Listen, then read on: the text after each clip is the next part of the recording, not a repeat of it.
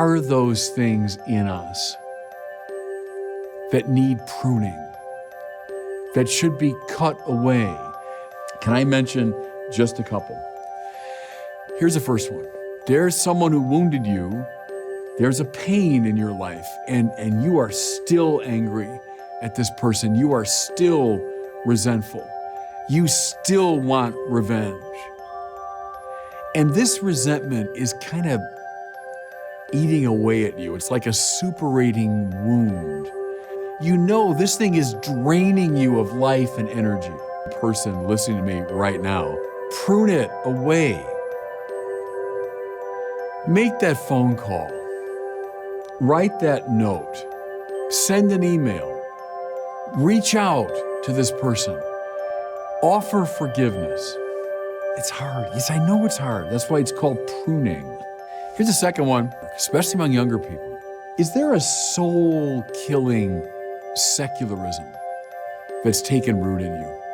Just about what you can accomplish here, just about the pleasures and honors and so on that can accrue to you in this world. What happens is, it's like a cancer eating away at the soul. Prune away this soul-killing secularism. The third one, and can I be kind of blunt about this? Pornography is a curse in our society. So I can almost sense it even through the camera. Whenever I'm preaching or speaking and I mention the word pornography, there's suddenly this very intense silence in the room.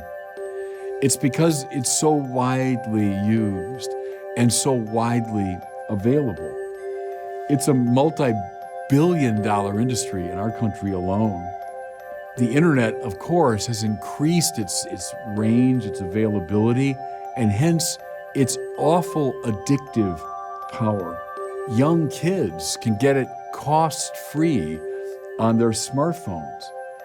And as I say, it's designed to be addicting. And so young people, often from a very early age, find themselves addicted to it. And anyone that's caught in the grip of that addiction, what do you know? That it's just soul-killing. It denigrates those who use it. It's often tied up with human trafficking, abuse of young people. Don't even try to tell me it's a victimless crime. It's not. It has for a lot of people in our society. All right? If it has, here's the time for some pruning to cut that out of your life. Can I mention just a couple more? Has avarice and materialism taken hold of your soul? Avarice, it's being so caught up in nice things, the good things of the world, that it becomes a preoccupation.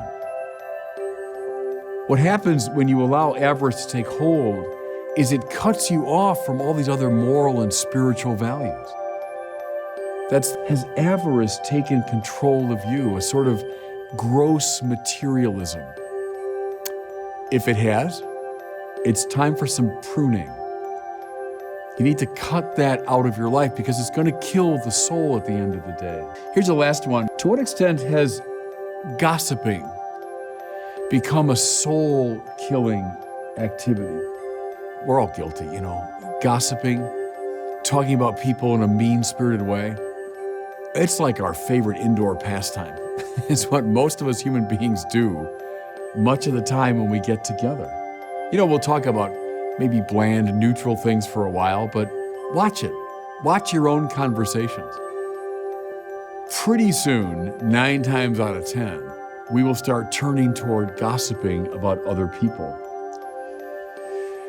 Stealing their reputation. We can steal physical things from people. But far more terrible, really, is stealing someone's reputation. That's what you're doing when you gossip. Behind their back, surreptitiously, you're robbing them of their good name. I think it's time to do a searching moral inventory about gossiping. How much time do you spend? Watch yourself for about a week. Keep track of all the times you were drawn into it or tempted to gossip. Keep track of it. And let's keep a careful tabulation of them. Good, I'd recommend that. See how often you're tempted to gossip.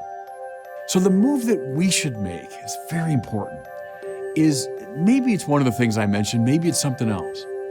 But name those things in you that are stopping the flow of Christ's life in you. And then in prayer, turn them over to God the Father in prayer. Lord, prune these things out of my life. But He will always give us the gift of the Holy Spirit. And that's really what you're asking for when you say, Lord, here's this thing in my life that I know is stopping Christ from living in me. Prune it away. Prune it away.